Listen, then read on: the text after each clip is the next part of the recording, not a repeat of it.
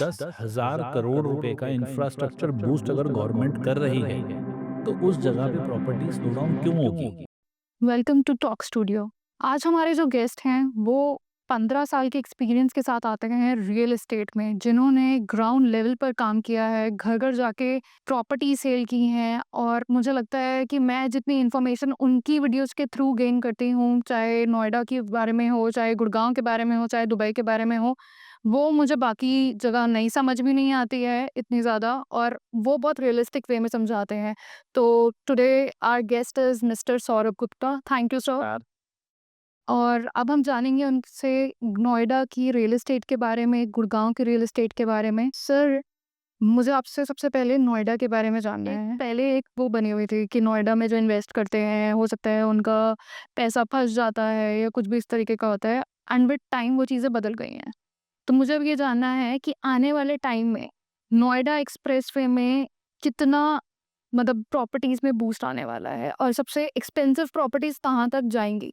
क्योंकि आजकल हम जब सुनते हैं एंथ्रियम की प्रॉपर्टीज़ हैं, मतलब स्काई रॉकेट प्राइसेज़ हैं, काफ़ी अच्छे लेवल पे प्राइसेज़ के साथ लॉन्च करते हैं। तो मुझे आपसे वो इन्फॉर्मेशन जाननी है। आप इसको ऐसे समझिए कि जैसे हम पीछे भी काफ़ी बार मिले हैं और आज इस पॉडकास्ट के माध्यम से मैं बता देता हूँ, जीवन में 3 चीज़ें हमेशा बढ़ने के लिए बनी हैं, इंसान, रियल एस्टेट और स्टॉक मार्केट। बिल्कुल। जब तक लोग ज़िंदा हैं, ये वैल्यू बढ़ेगी ही बढ़ेगी। तो नोएडा का फीचर भी बहुत वाइड है, जैसा कि हर कोई इस बात को बहुत अच्छे से मेंशन कर रहा है कि आज की डेट में वर्ल्ड का 4th largest airport, Jewar airport आ रहा है, जी। Which is just 20-25 minutes away. Right. आप देखें, अगर वर्ल्ड का 4th लार्जेस्ट एयरपोर्ट है तो उसका इंफ्रास्ट्रक्चर भी आ रहा है, और इसका अनुमान ऐसे लगा लें कि आईजे एयरपोर्ट 2000 एकड़ में बना है और जेवर एयरपोर्ट 10,000 एकड़ में बना है। तो अगर 10,000 एकड़ में डेवलपमेंट आ रही है तो डेफिनेटली आज का डेटा ये बोलता है कि आईजे एयरपोर्ट पे 112 मिलियन पैसेंजर हर साल मूव करता है। तो आपको क्या लगता है, उससे 5 गुना बड़े एयरपोर्ट पे क्या उतना ही पैसेंजर मूव करेगा? नहीं सर। बिल्कुल नहीं। और पैसेंजर मूव करेगा तो चीज़ें टर्न होंगी। बिल्कुल। और मल्टीपल स्मॉल सिटीज़ वहाँ बन रही हैं, electronic city, semiconductor city, toy park. जब ये सारा का सारा डेवलपमेंट आएगा तो लोग मूवमेंट करेंगे, और जब मूवमेंट होगा तो रियल एस्टेट अपने आप बढ़ेगा। और डेफिनिटली अगर आप वर्ल्ड प्राइसेस से बात करें तो नोएडा आज भी बहुत अंडर वैल्यूड है। इंफ्रास्ट्रक्चर अच्छा है, कंपनीज़ का अमाल्गमेशन डे बाय डे बढ़ता जा रहा है। तो रियल एस्टेट क्यों घटेगा? वो और बढ़ेगा रोज़गार के बाद। तो सर, इसकी वैल्यू कहाँ तक जाएगी? हम कहाँ तक इसको प्रेडिक्ट कर सकते हैं कि जो नोएडा एक्सप्रेसवे पे वैल्यू है, वो कहाँ तक आगे राइज़ करेगी? जब हम इंटरनेशनली प्ले कर रहे हैं, जब वर्ल्ड का 4th लार्जेस्ट एयरपोर्ट आ रहा है, तो मैं ज़रूर मेंशन करना चाहूँगा कि प्राइसेज़ भी तो फिर वर्ल्ड लेवल से कंपेयर करेंगे। Let us take an example, आज की डेट में एवरेज प्रॉपर्टी नोएडा में क्या पर स्क्वायर फीट बिक रही है? ₹20,000 पर स्क्वायर फीट। जो टॉप प्रॉपर्टीज़ हैं, वो 20 से ₹22,000 पर स्क्वायर फीट है। तो अगर $200 पर स्क्वायर फीट पे आज प्राइस है, तो बहुत बड़ा स्कोप है आगे बढ़ने का। और हमारे पास एक ऐसी चीज़ है जो रियल एस्टेट के लिए लाइफ टाइम ज़रूरी रहेगी। वो क्या है? पॉपुलेशंस। और जब तक पॉपुलेशन ज़िंदा है, रियल एस्टेट कभी खत्म नहीं होगा। अगले 10 साल में जेवर एयरपोर्ट के आसपास का जो एरिया है, वो कितना आगे, मतलब डेवलपमेंट वाइज़ और भाई, प्रॉपर्टी अगर आप की बात करें तो? शॉर्ट टर्म इन्वेस्टर हो तो डेफिनेटली आपको बहुत दुःख मिलेगा जेवर एयरपोर्ट से, बट अगर आप लॉन्ग टर्म इन्वेस्टर हो और आपको वाक़ई में आप अपने उस पैसे से इन्वेस्टमेंट कर रहे हो, जो पैसा आपके पास कमाने, खर्चने, टैक्स देने के बाद एक्स्ट्रा है, और आप उसे कोई डेप्रिशिएटिंग एसेट में ना लगा दो, इसलिए आप रियल एस्टेट ले रहे हो, तो बिलीव मी, जनरेशनल वेल्थ जो शब्द है ना, वो आपको जेवर एयरपोर्ट बना के देगा। कितना सर? कितना एक्सपेक्ट कर सकते हैं हम? मेरे से अगर आप बात करो और आप वहाँ पे प्लॉट लेते हो, देखिए प्लॉट में एंट्री टिकट साइज़ थोड़ा बड़ा है, पेमेंट तुरंत अभी चली जाएगी, लेकिन वो कहते हैं ना, जितनी ज़्यादा आप चाय में चीनी डालोगे उतनी चाय मीठी होगी। राइट। तो वैसे ही अगर आप प्लॉट लेते हो तो 10 सालों में मैं देखता हूँ कम से कम 6 टू 7 टाइम्स। ओके। तो सर, आप जो आपने अभी स्टेटमेंट बोली है, आपको लगता है सच में इतनी पहुँचेगी? क्या दिल्ली के पैसे नहीं बढ़े? गुड़गाँव के नहीं बढ़े? ये जो नोएडा ₹3500 पर स्क्वायर फीट में धक्के खाता था, क्या आज पैसे 5 गुना नहीं हुए? बट डेफ़िनेटली होंगे। अगर आप पर स्क्वायर फीट देखो तो आज भी बहुत कॉम्पिटिटिव प्राइसेज़ हैं मार्केट में।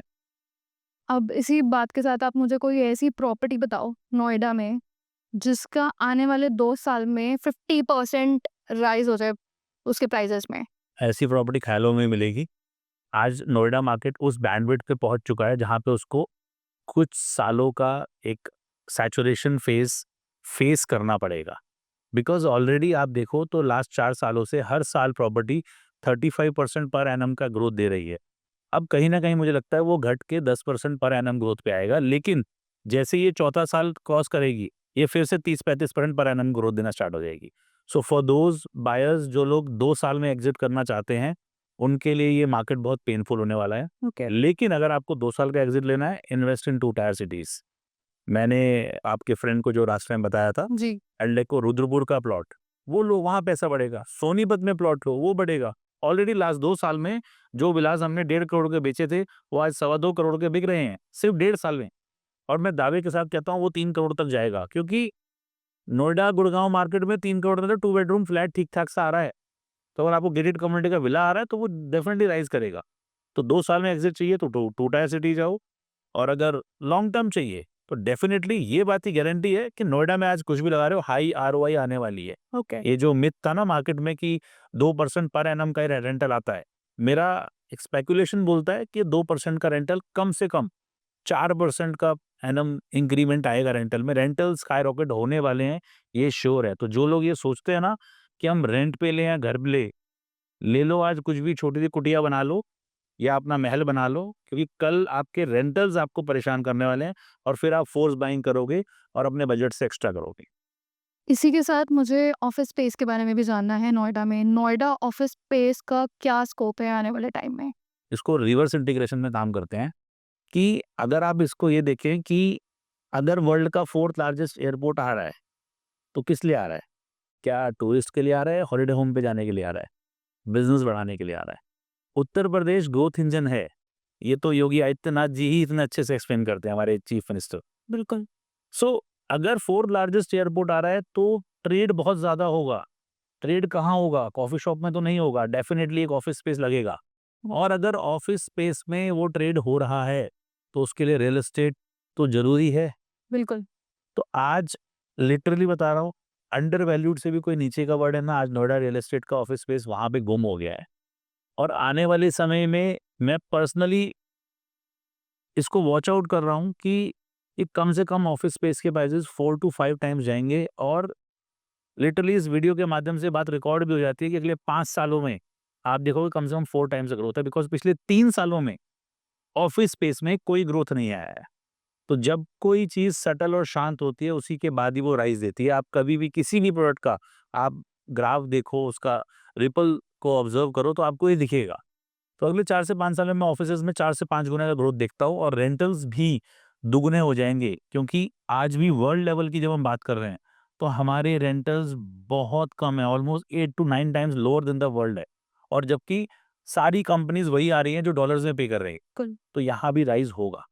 तो उस जो आपकी अभी इन्फॉर्मेशन है, इसके हिसाब से this is the right time, correct time to invest in, अगर हम कमर्शियल या ऑफिस स्पेसेस उनकी बात करते हैं नोएडा में, तो ये बेस्ट टाइम है अभी इन्वेस्ट करने का? Pivot time. It is always best time to invest in real estate. The only thing needed is you should have a sustaining power. अगर आपके पास सस्टेनिंग पावर है, तो रियल एस्टेट कभी भी इन्वेस्ट करो, घाटा नहीं देगा, बढ़ के ही देगा।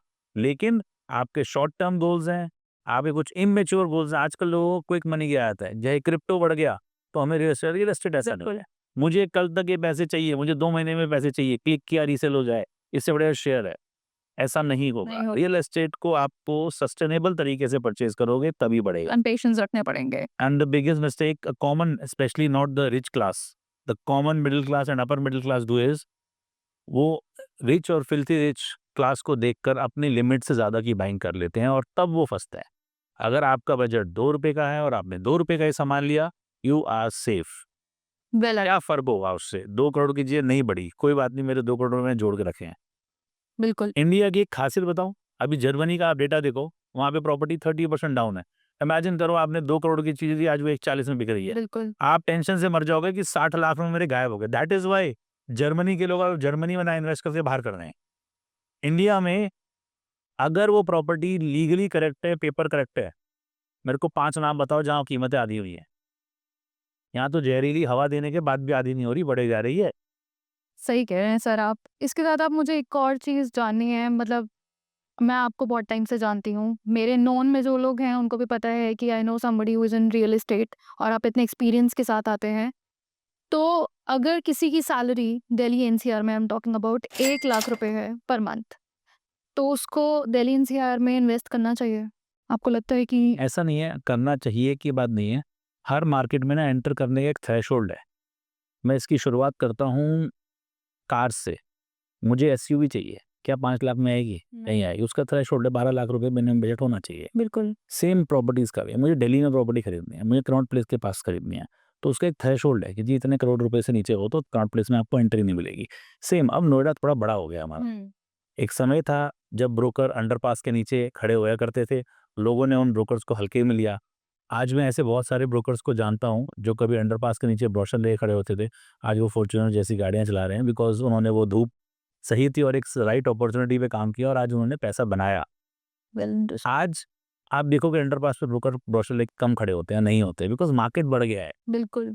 आज अगर आपको नोएडा में इन्वेस्ट करना है, स्पेसिफिकली नोएडा एक्सप्रेसवे और नोएडा की बात कर रहे हो, तो आपका मिनिमम बजट जो होता है या आप कह लो कि लिक्विड कैश, अगर आपके पास 60 से 70 लाख रुपए का लिक्विड कैश नहीं है, तो आप रेजिडेंशियल में एंटर नहीं कर सकते and that too with a salary of husband wife की मिला के या आपकी अकेले की मिनिमम 3 साढ़े 3 लाख की सैलरी होनी चाहिए। बट ऐसा नहीं है कि आप आज नहीं ले पा रहे तो कभी नहीं ले पाओगे। इट इज़ बेटर कि आप 2 टायर सिटीज़ में जैसे सोनीपत हो गया, पानीपत हो गया, आप रुद्रपुर हो गया, आप इन जगहों पे इन्वेस्ट आप इन्वेस्ट करो और यहाँ पे इन्वेस्ट करके यहाँ से अपना कॉर्पस रेडी करो पहले।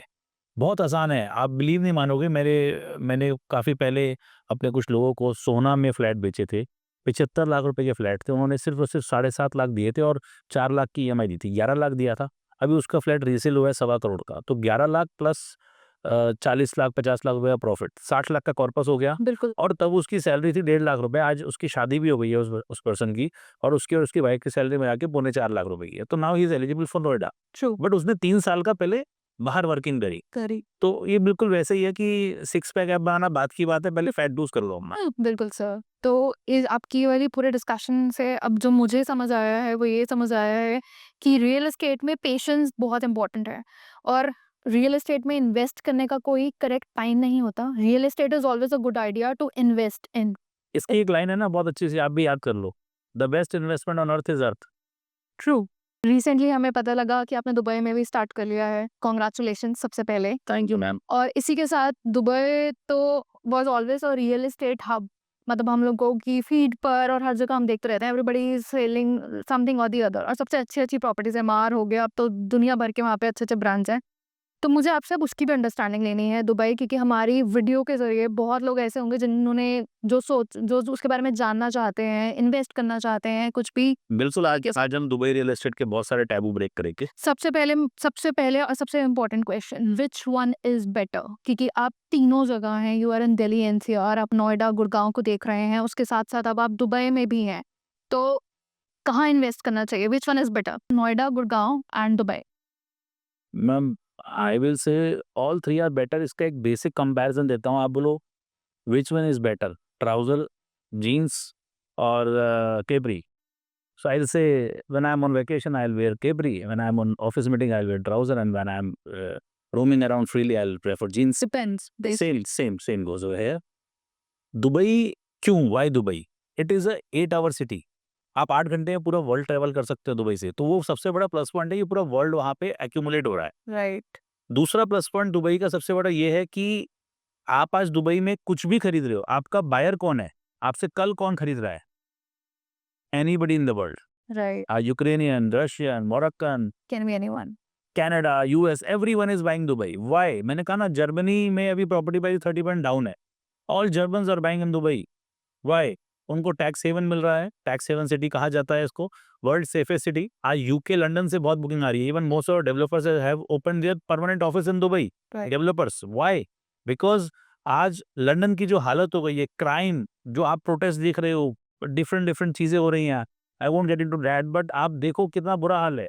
वो सेफ्टी आपको दुबई में मिल रही है, बिल्कुल। तो वो यूएस से लोग कर रहे हैं। यूएस से लोग क्यों कर रहे हैं? क्योंकि सबसे बड़ी बात, करेंसी पैक्ट है लास्ट 35 साल से, तो जैसे जैसे डॉलर बढ़ेगा वो भी बढ़ेगा, तो उनको करेंसी डिग्रेड होने का कोई प्रॉब्लम नहीं है। दूसरा, हेल्थ प्रॉब्लम, आज आपको अपना एक प्रोस्टेट का ऑपरेशन कराना है या आपको एक आरसीटी कराना है, उसके लिए वेटिंग चल रही है, यहाँ पे इमीडिएट इलाज है। Right. And now Dubai itself, Dubai अपने आप में एक ग्रोथ इंजन है।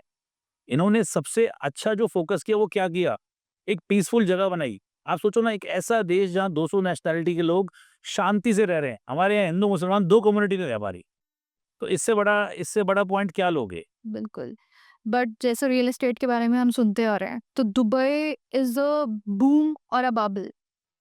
बूम और बबल कुछ नहीं है। It's all about how I buy and when I buy and what I buy and how much is my sustaining power. ये मल्टीपल क्वेश्चंस है। बबल कुछ नहीं है। आप गलत प्रोडक्ट ले रहे हो, तो वो बबल ही है आपके लिए। आप अच्छा प्रोडक्ट, एक्सक्लूसिव प्रोडक्ट ले रहे हो, लेकिन like I give you example, only 7% land in Dubai belongs to C.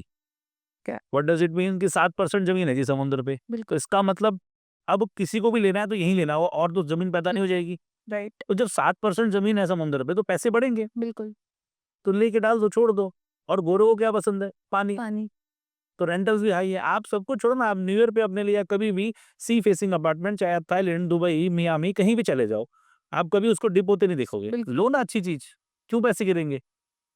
And Dubai is famous for 9 to 10% per annum rental, whereas in India we yield only 2%। Hmm. और जो हम लोग Dubai के बारे में सुनते हैं कि वहाँ पे आपको टैक्स नहीं पे करना पड़ता, रियल एस्टेट। ऐसा नहीं है, ये तो वो टैक्स नहीं देना। देखो, टैक्स ना मुझे लगता है कि आज से 10-15 साल बाद दुबई में भी स्टार्ट हो जाएगा। वो ये बिल्कुल वैसी ही बात हो गई। मैं इसको ना बहुत अलग से एग्ज़ाम्पल दूँगा, आपको बड़ा मज़ा आएगा। एक घर में ना 4 भाइयों का परिवार है और वो रह रहे हैं। वो कोठी है जी 7 कमरों की। अब बताओ उसका बिजली का बिल कौन भरेगा?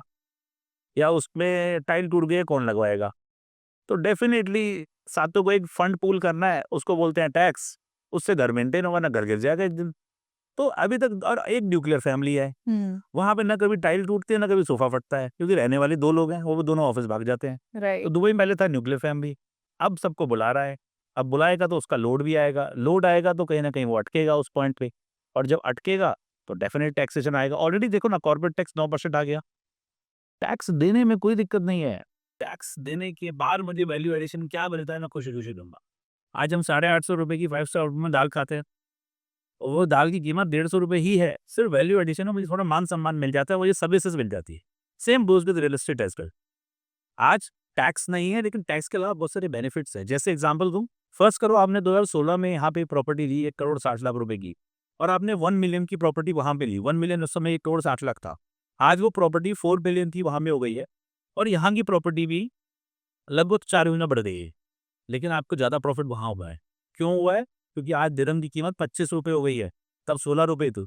तो 60% तो पैसे ऐसे बढ़ गए, 4 गुना पैसे नेचुरली बढ़ने थे, वो बढ़ गए। तो आपकी प्रॉपर्टी वहाँ पे 1 करोड़ 60 लाख की प्रॉपर्टी 10 करोड़ की हो गई, व्हेrein यहाँ पे 1 करोड़ 60 लाख की प्रॉपर्टी आपकी सिर्फ 6 करोड़ 40 लाख की हुई है। ठीक है। फिर आप जब यहाँ बेच रहे हो तो टैक्स दे रहे हैं। हालाँकि वो टैक्स आपको, अगर आप इंडियन रेज़िडेंट हो तब भी देना है। बट अगर 10 करोड़ पे टैक्स देने में ज़्यादा खुशी होगी प्रॉफ़िट पे, रेदर देन 6 करोड़ पे।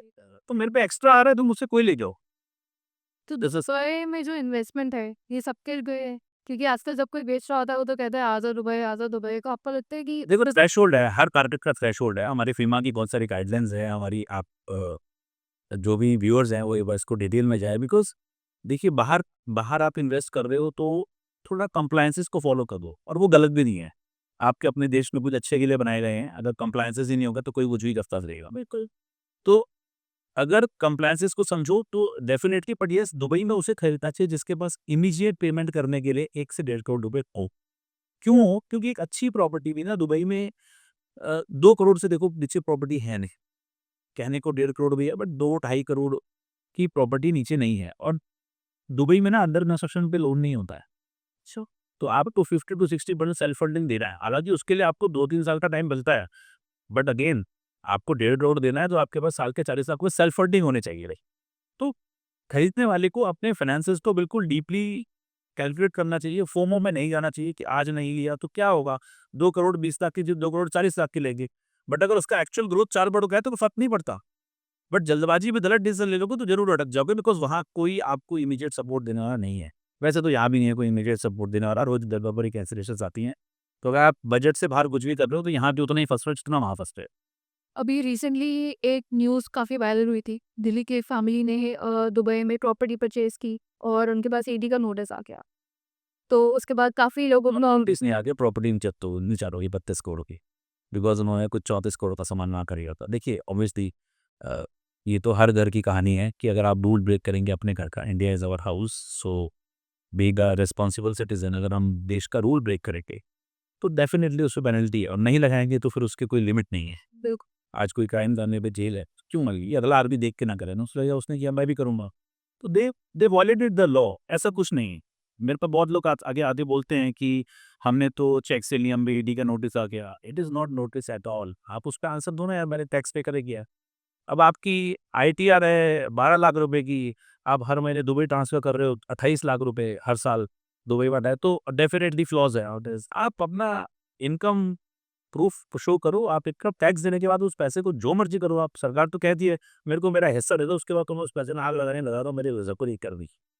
तो गवर्नमेंट के रूल्स फॉलो करें। और एज़ ए इन्वेस्टर, आपका पहला क्वेश्चन था नोएडा, गुड़गाँव, दुबई। इसका सिंपल स्पष्ट आंसर है, आपको इन्वेस्टर, आपको जहाँ प्रॉफिट मिलेगा वहाँ जाओ। आप तीनों मार्केट को अंडरस्टैंड करो, जहाँ आपको लग रहा है कि ये पॉइंट है यहाँ एंटर करने का, वहाँ एंटर करो। ये पॉइंट है यहाँ एग्ज़िट करने का, यहाँ से निकलो, अपने यहाँ से वो तो आप एक कंसल्टेंट को तीनों मार्केट की नॉलेज होगी तभी तो कंपेयर करा पाएगा। बिल्कुल। आज मार्केट की लिमिटेशन ये है, कंसल्टेंट के पास सिर्फ़ और सिर्फ़ लिमिटेड नॉलेज हो रही है, और जिनके पास बहुत अच्छी नॉलेज है उनके पास टाइम ही नहीं है देने का। तो आपका अगर कंसल्टेंट अच्छा है तो डेफ़िनिटली आप तीनों मार्केट को जज करके और अपना प्रोसीड कर सकते हो, आपको कहाँ इन्वेस्ट करनी है। आप इन्वेस्टर हो, जहाँ से प्रॉफ़िट मिल रहा है वहाँ से लो और अपना पैसे बनाओ। बिल्कुल सर, मतलब लीगली पैसे बनाओ, सरकार को भी टैक्स दो, सरकार के प्लेटफ़ॉर्म की वजह से ही आप वो कर पा रहे हो। आज आप देखो ना, ईरान, इराक देशों के क्या हाल-चाल है, सीरिया की, उनकी गवर्नमेंट्स अच्छा नहीं कर पाई। हमारी गवर्नमेंट कर रही है आज, तभी तो स्टैंड कर रहे हैं पूरे वर्ल्ड में। And you know what? Dubai में we are the most we contribute to the most real estate buying. Last year का डेटा बोलता है $4.2 बिलियन की बाइंग करी है इंडियन पासपोर्ट ने। 42,000 करोड़ की शॉपिंग करी है हमने सिर्फ प्रॉपर्टी में, टूरिज्म में नहीं करी अभी। So this is the best part of our thing, that we are not minority here, we are majority there. ये प्राउड है। आज आप जितना ये बड़े-बड़े मैंशंस देख रहे हो वहाँ किसके हैं वो? 40% इंडियंस के हैं। आप जाओ ना, भल्ला, चोपड़ा, सिंघल, यही मिल रहे होंगे आपको, या साउथ के लोग मिल रहे होंगे सारे। So that is a proud to see, ये इंडिया से उखाड़ा है यहाँ पे। एग्जैक्टली सर कि इंडियंस वहां तक पहुंच गए हैं और इन्वेस्ट करें और इतना अच्छा अमाउंट इन्वेस्ट करें। Generating a big money also, big muscle. So definitely आपको अपॉर्च्युनिटी मिल रही है, आप क्यों बंद करो कि वो मेरे घर से बाहर है? अपॉर्च्युनिटी है, ग्रैब करो, पैसे बनाओ, अपनी जनरेशन को आगे देके जाओ, दैट्स इट। सर अब मेरे को मतलब आपकी जब मैं वीडियोस देखती हूँ मुझे लगता है कि मुझे इन्वेस्ट करना चाहिए रियल एस्टेट में, अभी तक मैंने नहीं किया। और कहीं ना कहीं जब मैं बाकी दुनिया की जब बाहर वीडियोस देखती हूँ, यूट्यूब पे इतने इन्फ्लुएंसर्स हैं और वो सब चीज़ें हैं, जब मैं वहाँ देखती हूँ तो मुझे लगता है मैंने ठीक किया है कि मैंने इन्वेस्ट नहीं किया। तो आपका क्या कहना है उस पर कि is this still I do have that time to invest? क्योंकि आने वाले टाइम में मुझे लगता है कि वो हमें लगता है ना कि फिर जब जाओ तब सवेरा, जब जागो तब सवेरा। मैं कह रहा हूँ कि आप इन्वेस्टमेंट आज नहीं करोगे तो कल अपने आने वाली जनरेशन को बोलोगे मुझसे गलती है, तुम मत करियो, या उन पे फोर्स करोगे। जैसे मतलब ना, मैं पढ़ नहीं पाया, तू पढ़, तू ही पढ़ेगा, तो आप थोपोगे मन में। इट इज़ बेटर कि उन पे मत थोपो, खुद पे थोप लो। पहले फोकस करो ज़्यादा कमाने, अपनी ज़रूरतों को ना बढ़ाओ। आज आदमी जिसकी 50,000 सैलरी है वो भी क्रेटा खरीद ले रहा है ईएमआई में। पता चला जी 50,000 की सैलरी में 35,000 की ईएमआई आ रही है, 15,000, तो वो actually is living a life of 15,000। Right. It is better कि वो 50,000 को 1 लाख बनाए और अपने खर्चे रख के 30,000, 70,000 बेकार पड़ा है मेरा। क्या होगा? 2 बड़ा ब्रांड नहीं पहनेगा, नॉर्मल पहनेगा, पीटर ग्रेप की शर्ट पहनेगा, दैट इज़ गुड। बट 70,000 उसका है अपना, वो बंदा ज़्यादा सेफ है। बजाए कि जो बड़ा ब्रांड पहन के वहाँ पे फ्लॉन्ट कर रहा है, और फिर जैसे ही वो शर्ट फट गई तो सामने वाले को उसने बिल्कुल चढ़ गया उस पे कि भैया तूने मेरी शर्ट खराब कर दी। अरे कोई बात नहीं, फाड़ दी, मैं नहीं दिया, मगर पैसे हैं। This should be realise. तो अगर आपके पास एक स्पेसिफिक सेट ऑफ मनी है, तो उसको बैंक में रख के खराब मत करो। Keep invest. क्या होगा 3 साल पैसे नहीं बनेंगे, कोई बात नहीं, प्रिंसिपल मेंटेन्ड है इंडिया में। इंडिया में प्रिंसिपल नहीं गिरता। तो सर अब हमने बात की है, हमने दुबई के बारे में बात कर ली, हमने नोएडा के बारे में बात कर ली, तो अब हम गुड़गाँव और द्वारका एक्सप्रेसवे को कैसे छोड़ सकते हैं? एकदम अभी रिसेंटली तो Dwarka expressway was one of the hottest areas to invest in some time back. तो लेकिन अभी रिसेंटली कुछ मैं भी रियल एस्टेट फ़ॉलो करती हूँ, कुछ पेजेज़ फ़ॉलो करती हूँ, तो वहाँ पर I went through couple of videos जहाँ पर वो बता रहे हैं कि गुड़गाँव के साथ-साथ there is a slow down in Dwarka expressway as well. तो ऐसा कुछ है? देखो, एक चीज़ हमेशा समझनी है, किसी भी चीज़ को जब अच्छा कुकअप हो रही होती है, it takes time. Right. Dwarka expressway already अपने कंसीव्ड प्राइस से आज 3 टाइम्स पे बैठा है। ओके। हालाँकि इस 3 गुना होने में लगे 10 से 12 साल, क्योंकि द्वारका एक्सप्रेसवे में बहुत सारे इश्यूज़ थे लैंड एक्विजिशन के, जिसको फाइनली गवर्नमेंट ने कंप्लीट किया और ऑनरेबल हमारे ट्रांसपोर्ट मिनिस्टर गडकरी जी इन्होंने उसको इनॉग्रेट किया। लेकिन कुछ एक चीज़ें समझनी है कि 10,000 करोड़ रुपए का इंफ्रास्ट्रक्चर बूस्ट अगर गवर्नमेंट कर रही है, तो उस जगह पे प्रॉपर्टी स्लो डाउन क्यों होगी? बिल्कुल। आज आप एरोसिटी देख रहे हैं, एरोसिटी में 1.5 करोड़ स्क्वायर फीट की डिलीवरी है, जिसमें से 50% अगले 1 साल में डिलीवर हो रहा है। और जितनी बड़ी कंपनीज़ हैं, उनको क्या रेंट देने से फ़र्क पड़ता है? नहीं पड़ता। उनको क्या चाहिए? एयर ट्रांसपोर्ट के पास। बिल्कुल। एरोसिटी से पास क्या होगा? कुछ भी नहीं, सबसे कम 225 to 250 rupees per square feet का रेंटल एक्सपेक्टेड है एरोसिटी में, which is again 6 to 7 times lower than the world's downtown market. Oh! तो अभी और स्कोप बढ़ना बाकी है। तो रेज़िडेंशियल क्यों कम होगा? क्योंकि अगर कोई भी कंपनी, आपको एग्ज़ाम्पल देता हूँ, व्यूअर्स को शायद ये डेटा पता नहीं होगा। आज सबसे महँगा जो रेंटल है वो ₹180 स्क्वायर फीट साइबर सिटी में आता है। क्या आपको लगता है साइबर सिटी में जो ₹180 स्क्वायर फीट में कंपनी रेंटल दे रही है, वहाँ पे वो उन एम्प्लॉइज़ को बिठाएगी जो कि सिर्फ़ सर्विस पार्ट दे रहे हैं? बिल्कुल नहीं, वो उनको बिठाती है जिनके पैकेजेस बहुत हाई होते हैं, बिकॉज़ जैसे-जैसे पैकेज हाई होता है, एम्प्लॉयी भी फ्लेक्सिबिलिटी कम हो जाती है।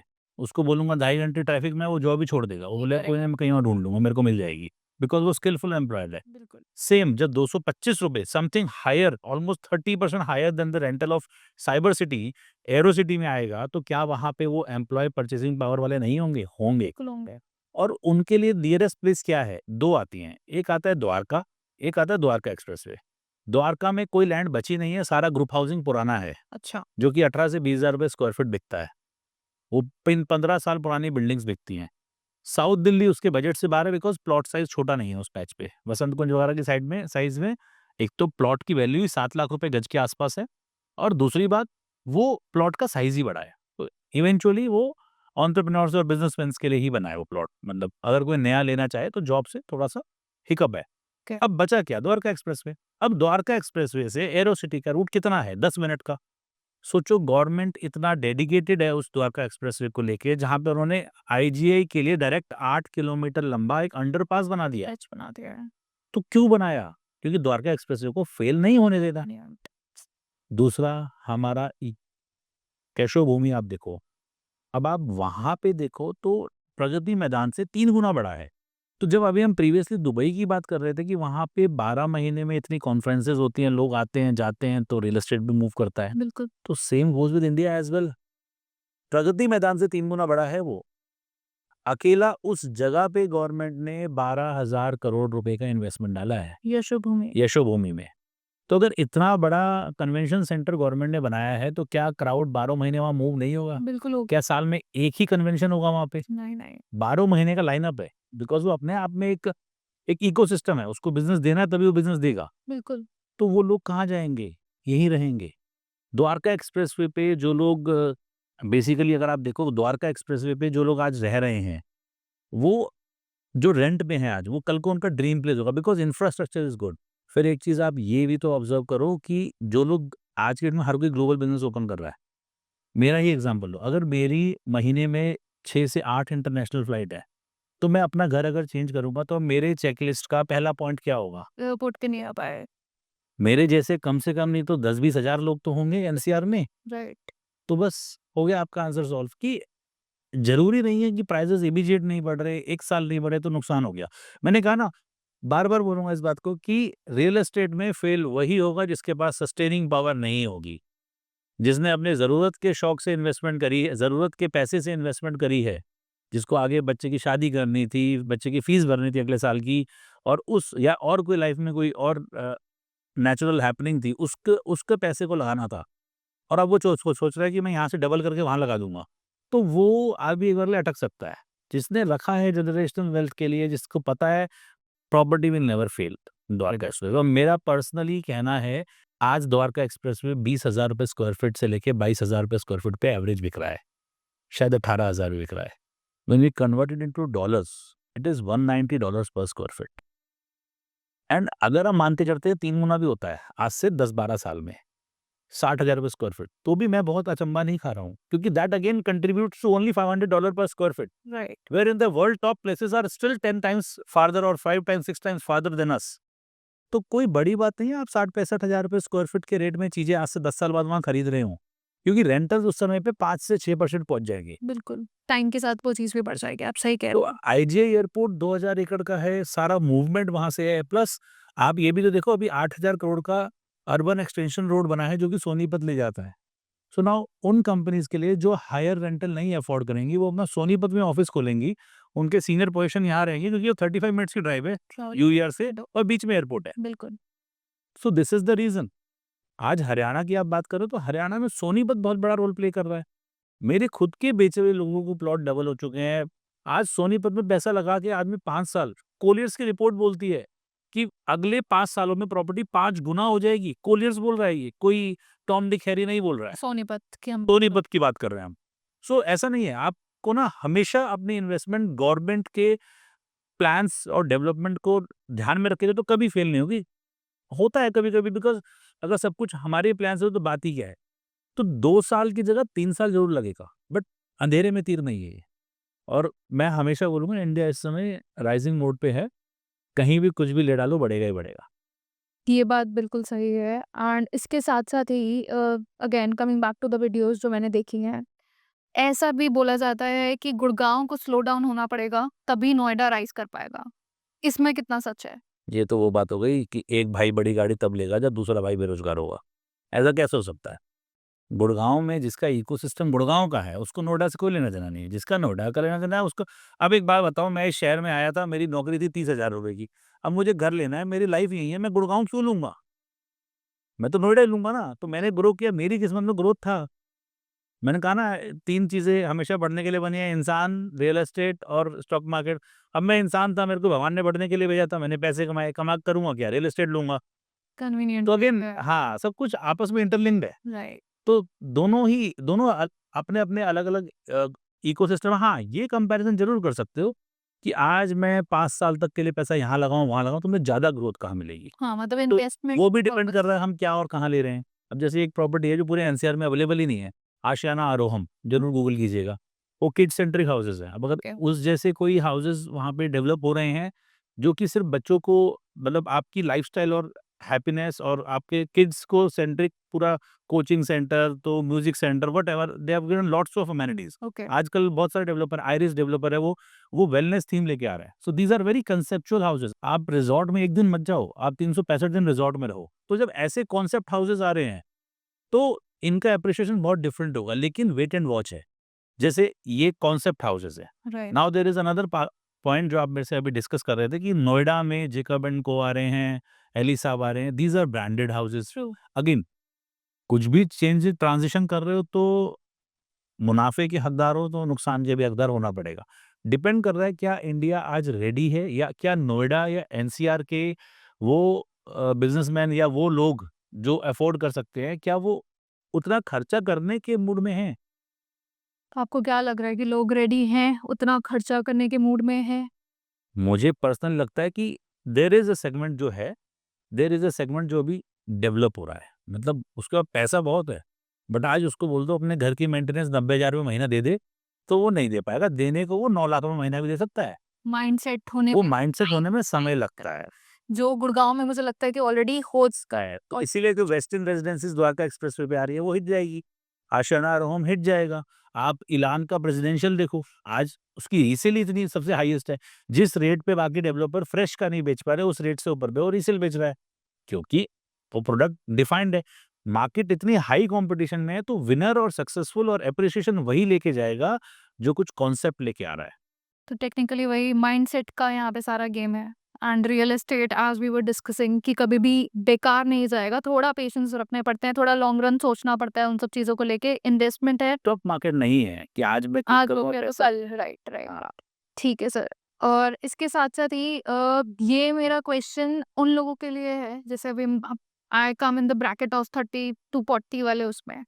तो 30 से 40 के बीच में जो लोगों को इन्वेस्टमेंट करनी है जो ग्रुप की बात कर रहे हो? जी, जिन लोगों के एज ग्रुप और 30 टू 40 इयर्स अगर उनको इन्वेस्टमेंट करनी है, तो क्या बेस्ट आप सजेस्ट करोगे? Why not we are saying 25 to 35। वो लोग कर रहे हैं इन्वेस्ट? आपके क्या मेरे तो कज़िन्स हैं यार, उनकी पहली पैकेज लगी है 24-24 लाख रुपए की, तो क्या वो इन्वेस्टर नहीं है? बहुत अच्छे इन्वेस्टर है मेरी निगाह में तो। तो चलो हम क्वेश्चन को फिर से रीडिफाइन कर देते हैं कि हम इसको 24 एज ग्रुप से काउंट करते हैं, लेट्स गो टू 40 इयर्स और 30 इयर्स ऑफ एज, कि उनके लिए क्या कन्वीनियंट है इस टाइम मार्केट में, कहाँ इन्वेस्ट करना चाहिए, क्या सोच के इन्वेस्ट करना चाहिए?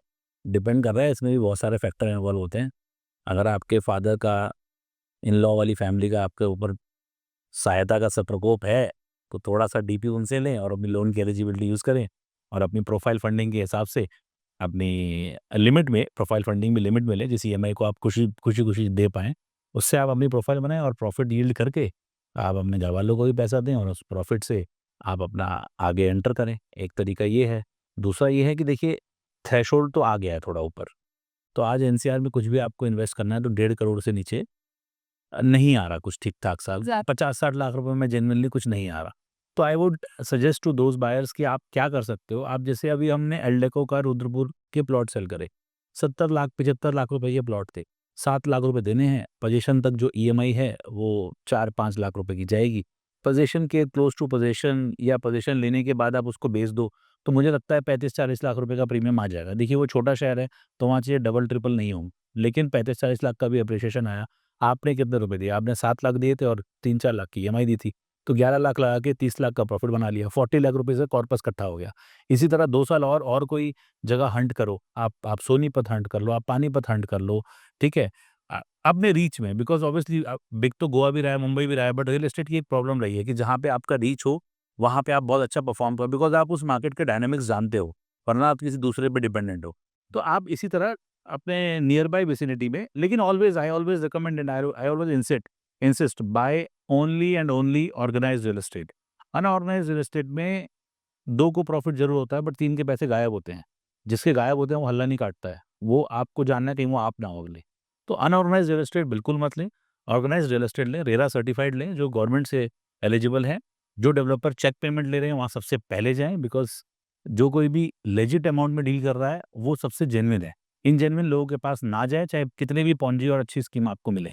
बिल्कुल, तो आप ऐसे 2-4 साल जो है, कहते हैं ना, डोमेस्टिक खेल गया और फिर इंटरनेशनल खेलने का मौका मिलेगा। तो एक तरह से दिल्ली एनसीआर अपने आप में इंटरनेशनल रेट्स को बीट कर रहा है, ऑलमोस्ट टच कर रहा है उनको। तो आप 2-4 साल में 60-70-80 लाख रुपए का कॉर्पस बनाओ और कॉर्पस बनाने के बाद आप फिर अपना कंटिन्यू कर लो उस तरह से। आप प्रॉफिट बना सकते हो। बिल्कुल। जैसे जी। इसके साथ ही द्वारका को एक टाइम पे कहा जाता था कि Dwarka is going to be India's Singapore. जो हमने सुना था, जिसको हमेशा लेबल भी इसी तरीके से किया गया है। बट अभी रिसेंटली ही मुझे आई वाज़ रीडिंग समथिंग, तो उसमें मैंने पढ़ा कि वहाँ पे इन्वेंटरी है, इतनी इन्वेंटरी है लेकिन बिक नहीं रही है। ये ऐसा होता है ना, किसी को डिफेम करके अपने आप को फेम कर लो, इंस्टाग्राम का नया रूल है कि सामने वाले की बुराई करके अपने आप को वायरल कर लो, वो एक कॉन्सेप्ट है। ऐसा नहीं है, कभी-कभी देखो, ऑब्वियसली लास्ट 4 साल में इतनी रेकलेस बाइंग हुई है लोगों की तरफ से कि बाइंग की बाइंग होती गई। जिसने सोने से पैसा कमाया उसने प्रॉपर्टी में लगा लिया। हर आदमी इस मार्केट का पैसा वहाँ लगाता गया। राइट। तो पैसे ल लगते गए। अब एक सैचुरेशन स्टेज आता है, तो ठीक है, कुछ समय में इन्वेंटरी में आराम-आराम से बिकेंगे, फिर दोबारा पेस अप होगी। ये कोई भी घबराने वाली बात नहीं है। हाँ, मैंने कहा ना, फँस सिर्फ़ वही रहे हैं जिनके पास थे ₹10 और उन्होंने पेमेंट प्लान के चक्कर में ₹100 का सामान पकड़ लिया और ₹90 देने की उनकी वर्थ ही नहीं है। नहीं थ तो वो तो बेचेंगे, वो तो अच्छी बात है। आप अपना पैसा जोड़ के रखें, कमा के रखें, ताकि जैसे ही ऐसे लोग आएँ तुरंत आप अपनी इन्वेंटरी लें। बिकॉज़ उसको उसकी गलती से सीख ये मिलेगी कि मुझे लिमिट से ज़्यादा इन्वेस्ट नहीं करना, और आपको सीख ये मिलेगी कि जितने पैसे हों अगर वो जेब में है तो बाज़ार हमेशा आपके लिए सस्ता है। So there is only one key rule, if you have money in your pocket, सब सस्ता है इस दुनिया में। मतलब हम गुड़गाँव के बारे में तो ये रियल एस्टेट में आजकल सुनते रहते हैं, एंड आई थिंक वो कहीं न कहीं एक मार्केटिंग गिमिक भी होता है, जहाँ पे ये चीज़ बोली जाती है 190 करोड़ की प्रॉपर्टी लॉन्च हुई और सेम डे बिक गई। देखो, वो तो एक अलग ही कैटेगरी है। आज लैम्बोर्गिनी वेटिंग में, इसका मतलब ये नहीं है कि इंडिया बहुत अच्छे पैसे कमा रहा है। देयर आर सम लिमिटेड अच्छे पैसे कमा रहे हैं। बिल लेकिन हाँ, मैं बोलूँगा अगर इनोवा या एक्सयूवी या कॉमन 10-15 लाख 20 लाख की गाड़ी हाई वेटिंग में है और हर दूसरा आदमी ले रहा है, तो मैं ज़रूर बोलूँगा इंडिया ग्रो कर रहा है। सो अगेन, आप एक सेगमेंट को, वो 190 करोड़ का सेगमेंट है ही नहीं, वो 0.001% लोग हैं। सेगमेंट ही अलग है वो। उनके पास मंदी में भी पैसा है, तेज़ी में भी पैसा है। तो आप उन्हें वो सिर्फ़ एक न्यूज़ है आपको खुश करने के लिए, तो उसको मुझे लगता है वो बहुत इफ़ेक्ट नहीं करती है ऐसे न्यूज़ कभी भी। अ, थैंक यू सौरभ सर, आज आप टाइम निकाल कर हमारे यहाँ पर आए, एंड मुझे लगता है आपने जो आज हमारे को जो इन्फॉर्मेशन मिली है, मेरे साथ-साथ जो लोग ये वीडियो देखेंगे उनके लिए भी ये बहुत इंसाइटफुल है। जो रियल एस्टेट में इन्वेस्ट करना चाहते हैं, आज करना चाहते हैं, आज से 2 साल बाद करना चाहते हैं, और हर एज ग्रुप के सेगमेंट के लोगों के लिए भी आपने बहुत नहीं, तो इन्फॉर्मेशन दी है। आपको बोलना चाहूँगा कि not to be thankful, even I am thankful कि ऐसे प्लेटफॉर्म से अगर मैं किसी एक का भी इस वीडियो के माध्यम से अगर मैं किसी का रियल एस्टेट पोर्टफोलियो बना पाया, और आज से 2, 3, 4 साल बाद, बिकॉज रियल एस्टेट में कुछ भी हाथों हाथ नहीं होता, बिल्कुल। ठीक है, 4-5 साल बाद वो बोले यार मैंने इस व्यक्ति की वीडियो सुन के इन्वेस्टमेंट करी थी और आज करते करते मैं खुद अपना 10 करोड़ का पोर्टफोलियो स्टार्ट कर गया, जबकि पहली इन्वेस्टमेंट 70 लाख की थी। तो आई विल बी थैंकफुल, मेरे को मेरा पर्पस सॉल्व होता दिखता है। और रही बात इसकी, तो देखो हमने भी वही सीखा जो हमें पीछे से मिला, और हमारे तो कॉलेज में ये चीज़ सिखाई जाती थी, जो मिल रहा है आगे बांटते चलो। तो थोड़ा सा ज्ञान है, थोड़ा सा शेयर कर रहे हैं, कोई प्रो नहीं है, हमसे बहुत बड़े बड़े दिग्गज हम आज आपके के डेट साथ में हैं। ये ज्ञान आपसे प्राप्त करते रहेंगे, हम ये कंटिन्यूएशन में ही आई वुड लव रखेंगे, to, I would love so to. That लोगों को जो इन फ्यूचर भी कहीं पे भी, अब तो हम दुबई में भी हैं, तो दुबई में भी अगर किसी को इन्वेस्ट करना है, इधर के बारे में किसी को इन्फॉर्मेशन चाहिए, दिल्ली एनसीआर, तो ये एक कंटिन्यूएशन में चलता रहेगा। और इसके साथ साथ thank you so much. Welcome.